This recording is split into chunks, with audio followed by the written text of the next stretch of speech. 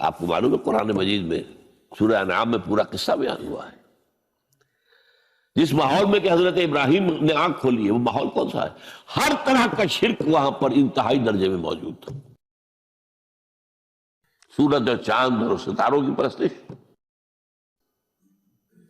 بتوں کی پرستش، اور سیاسی شرک۔ بادشاہ کہتا تھا میں خدا ہوں، نمرود جو دعویٰ تھا فرعون کا وہی اس کا تھا۔ کہیں سے کوئی توحید، کوئی اللہ کی بات، کوئی نیکی کی بات، کہیں کوئی روشنی، کوئی کرن اس معاشرے میں تھی؟ اس معاشرے میں خالص اللہ نے جو فطرت سلیمہ عطا کی تھی اور جو عقل سلیم عطا کیا تھا، اس کی روشنی میں سفر کرتے ہوئے ان تمام معبودوں کا انکار کر کے انی وجہت وجہی للذی فطر السماوات والارض حنیفا وانا من المشرکین، میں تمہارے ان معبودوں کو نہیں مانتا،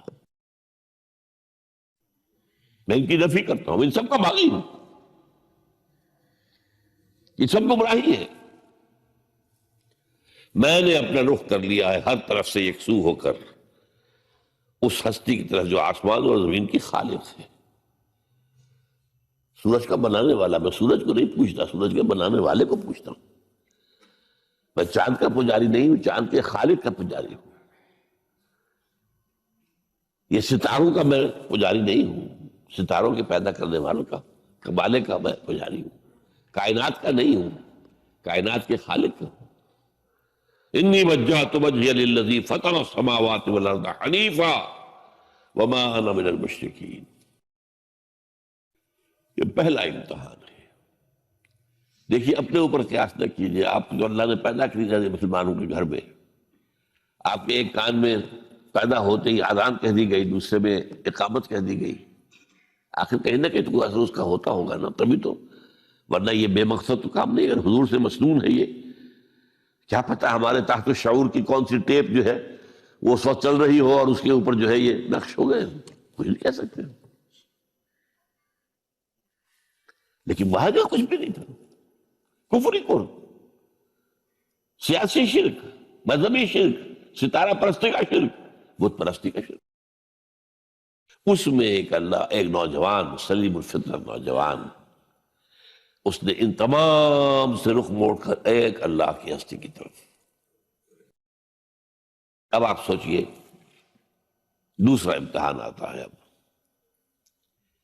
حق پر پہنچ تو گئے، حق پر کھڑے رہنا آسان نہیں ہے۔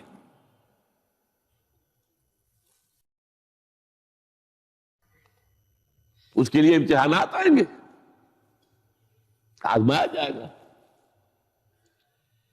الف لام میم احسب الناس ان یترکوا ان یقولوا آمنا وهم لا یفتنون ولقد فتنا الذین من قبلهم فلیعلمن اللہ الذین صدقوا وليعلمن الکاذبین۔ ہم تو آزماتے ہیں، پھر تم نے کہہ تو دیا ربی اللہ، اچھا آپ دیکھتے ہیں تمہیں جانچیں گے، پرکھیں گے، امتحان لیں گے تمہارا۔ وہ امتحان کیا تھا؟ اسی کو کہا نا سورۃ حامیم سجدہ، ان الذین قالوا ربنا اللہ ثم استقاموا، بے شک وہ لوگ جنہوں نے کہا ہمارا رب اللہ ہے اور پھر جم گئے۔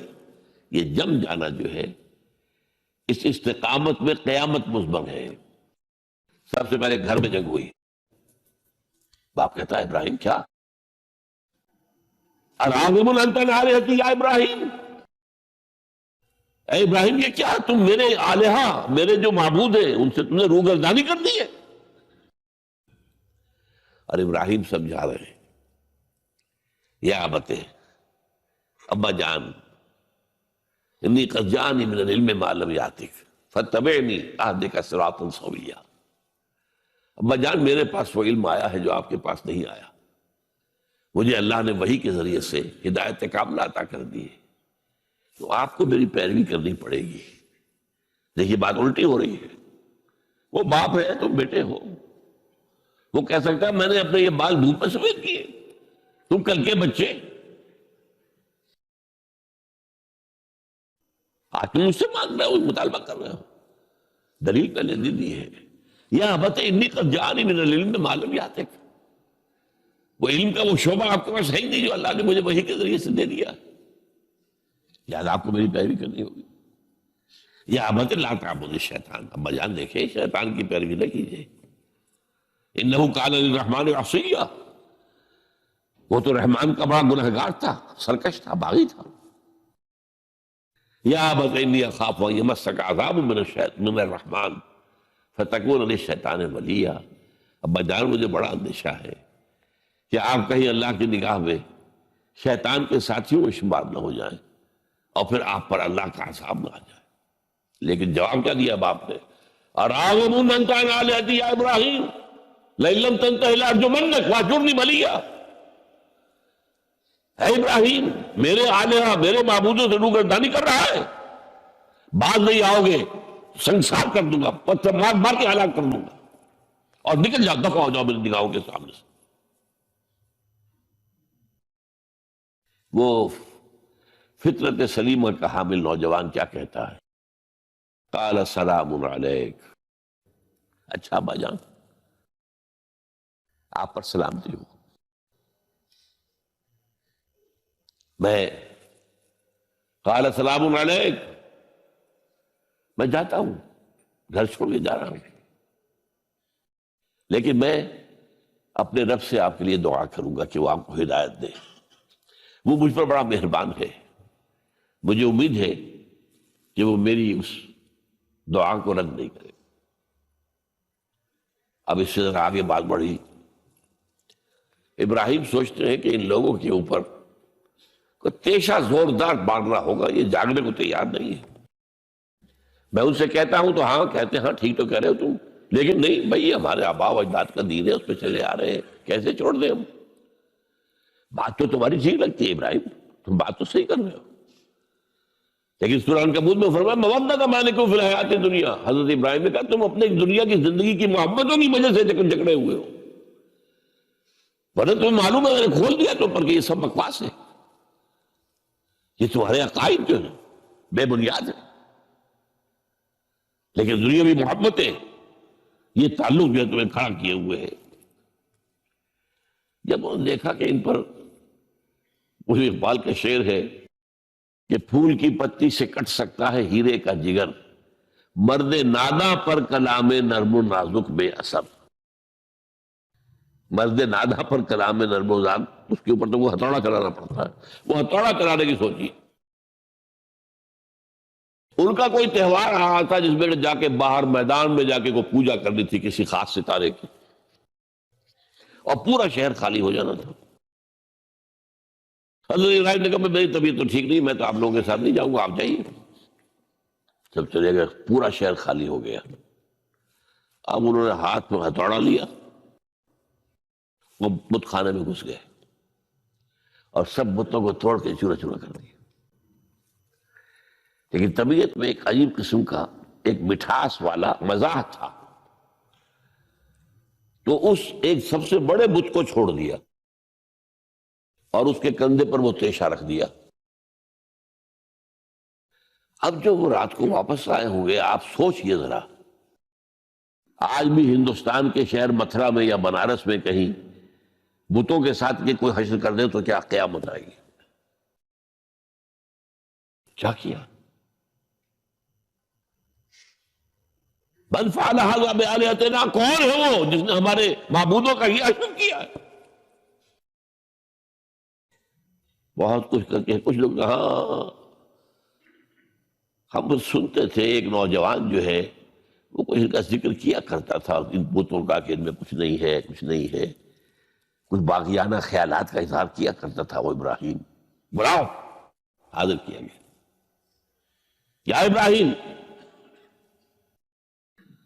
انت فعلت ھذا، کیا آپ تم نے مجھ سے کیا پوچھتے، اس بڑے بت سے پوچھو، اس سے پوچھو، بھائی سارے ٹوٹے ہوئے یہ سالم کھڑا ہے۔ اور نمبر 2 جسے کہتے ہیں پولیس کی اصطلاح میں آلہ واردات، قتل کیا تھا تو کس چیز سے کیا تھا وہ بھی برآمد ہو گیا، وہ چھری بھی مل گئی ہے، اس پر خون کے دھبے بھی ہیں، اور آج تو آپ کو معلوم ہے کہ خون کے قطرے سے بھی پتہ چل جاتا ہے کہ کس کا خون تھا۔ جنریٹکس کے ذریعے سے، تو اس نے کیا ہوگا۔ تو کہ ابراہیم عقل کے ناخن لو، ان سے پوچھیں یہ بات کرتے کوئی؟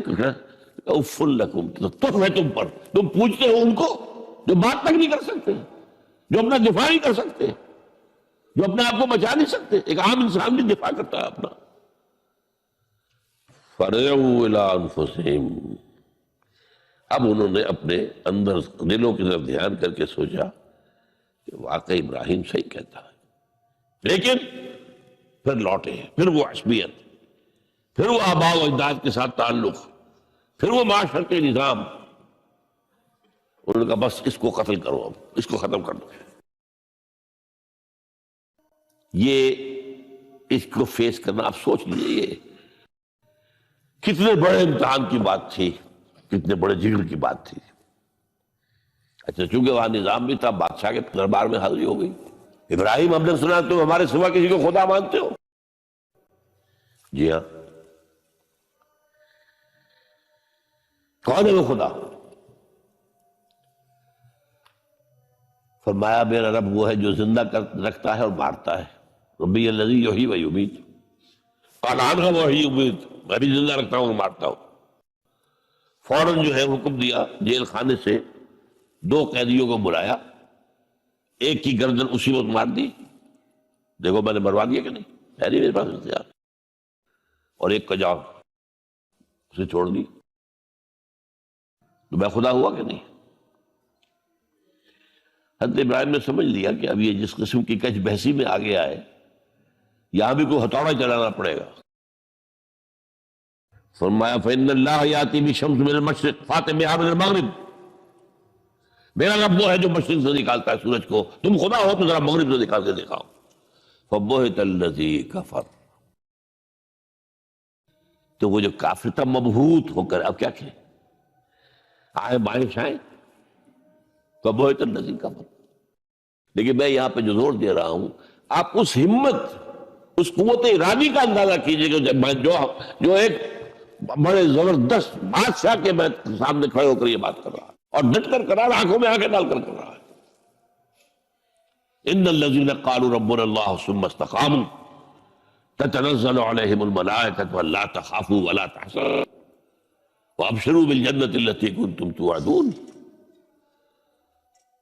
یہ کیفیت۔ تو پہلا امتحان تو ہے ان مادی غلافوں میں لپٹے ہوئے ہونے کے باوجود حق کو پہچان لینا۔